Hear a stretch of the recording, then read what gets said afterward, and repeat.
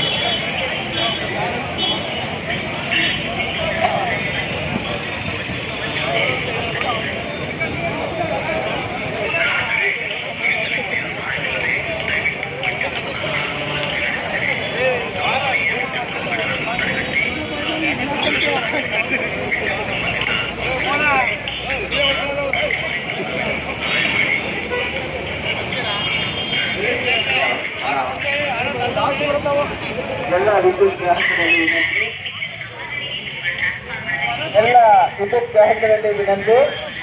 ಇಂದು ವಿದ್ಯುತ್ ಜಾಥವನ್ನು ವಿಭಾಗದ ಎಲ್ಲ ಸಿಬ್ಬಂದಿ, ಎಸ್ಪೆಷಲಿ ನಮ್ಮ ಮಾರ್ಗ ತಾಳುಗಳು ಸಿಬ್ಬಂದಿ ಎಲ್ಲರೂ ಬಂದಿದ್ದೀರಿ. ನಮ್ಮ ಆಫೀಸ್ನವರು ಎಲ್ಲ ಬಂದಿದ್ದೀರಿ, ಅಂದರೆ ಕಚೇರಿ ಸಿಬ್ಬಂದಿ. ಹಾಗೂ ಈ ದಿನ ನಾವು ಮಾಡ್ತಾ ಇರೋ ಉದ್ದೇಶ ಏನು ಅಂದರೆ ಜಾಗೃತಿನ ಮೂಡಿಸೋದು.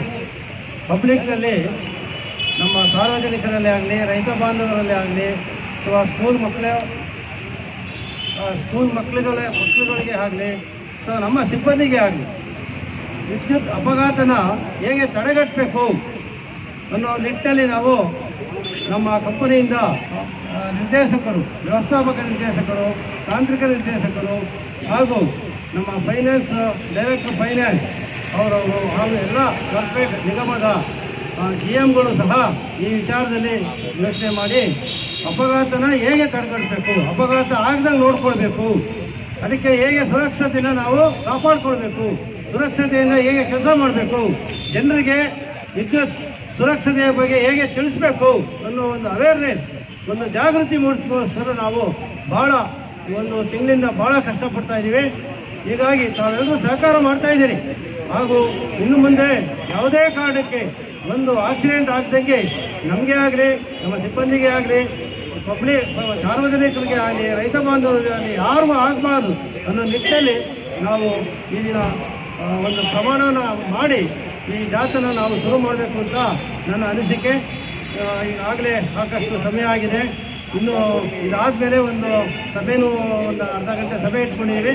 ಅಲ್ಲಿ ಮಾತಾಡೋಣ. ಉಳಿದ ನಾವು ಹೇಗೆ ಅದರ ಕ್ರಮ ಇದೆ, ಕಾರ್ಯಕ್ರಮಗಳಿವೆ, ಹೇಗೆ ಮಾಡೋದು, ಅದನ್ನು ಹೇಗೆ ನಾವು ಅಳವಡಿಸ್ಕೊಳ್ಳೋದು ಅಂತೆಲ್ಲ ಈಗ ನಾವು ಹೊರಡೋಣ. ಟೈಮ್ ಆಗಿದೆ.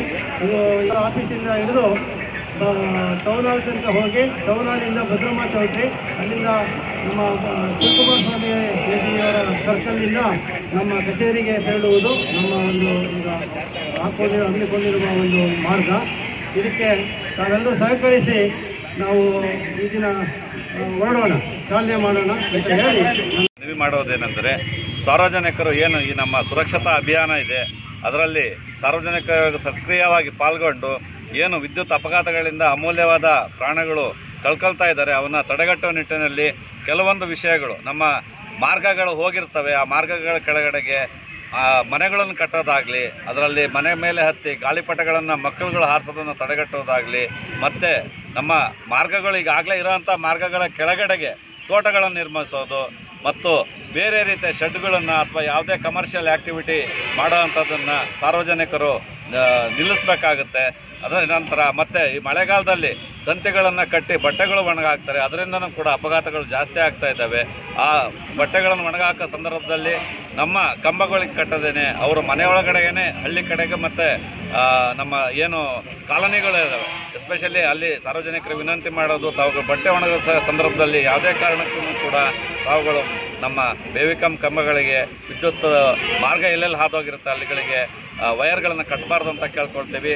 ಅದೇ ರೀತಿ ಸಾರ್ವಜನಿಕರು ಯಾವುದಾದ್ರೂ ಅಪಾಯಕಾರಿ ಸ್ಥಾವರಗಳು ಕಂಡು ಬಂದರೆ ನಮ್ಮ 1912 ಏನು ಸಹಾಯವಾಣಿ 24x7 ಸಹಾಯವಾಣಿ ಇದೆ, ಅಲ್ಲಿಗೆ ಕಂಪ್ಲೇಂಟ್ ಮಾಡೋದಲ್ಲಿ ವಿಳಾಸದೊಂದಿಗೆ ನಾವು ಅತಿ ಶೀಘ್ರವಾಗಿ ಏನು ಅವರು ದೂರು ದಾಖಲಿಸಿರ್ತಾರೆ ಅವುಗಳನ್ನು ಬಗೆಹರಿಸೋದಕ್ಕೆ ಪ್ರಾಮಾಣಿಕವಾಗಿ ಪ್ರಯತ್ನ ಮಾಡ್ತೀವಿ. ಇದರ ಬಗ್ಗೆ ಈಗಾಗಲೇ ನಾವು ಎಲ್ಲ ಶಾಲಾ ಮಕ್ಕಳಲ್ಲಿ 220 ತುಮಕೂರು ತಾಲೂಕು ಮತ್ತು 180 ಗುಬ್ಬಿ ತಾಲೂಕು ನಮ್ಮ ತುಮಕೂರು ವಿಭಾಗದ ಶಾಲೆಗಳಲ್ಲಿ ಜಾಗೃತಿ ಮಾಡ್ತಾ ಇದ್ದೀವಿ. ಚಿತ್ರಕಲೆ ಸ್ಪರ್ಧೆ, ಪ್ರಬಂಧ ಸ್ಪರ್ಧೆ ಮತ್ತು ಅವರುಗಳಿಗೆ ಅಶುಭಾಷಣಗಳನ್ನು ಏರ್ಪಡಿಸಿ ಮಕ್ಕಳಲ್ಲೂ ಕೂಡ ವಿದ್ಯುತ್ ಸುರಕ್ಷತೆ ಬಗ್ಗೆ ಜಾಗೃತಿ ಮೂಡಿಸ್ತಾ ಇದ್ದೀವಿ. ಈ ರೀತಿ ಹಲವಾರು ಕಾರ್ಯಕ್ರಮಗಳನ್ನು ನಾವು ಈಗಾಗಲೇ ತುಮಕೂರು ಬೇವಿಕಾಂನಿಂದ ಹಮ್ಮಿಕೊಂಡಿದ್ದೀವಿ.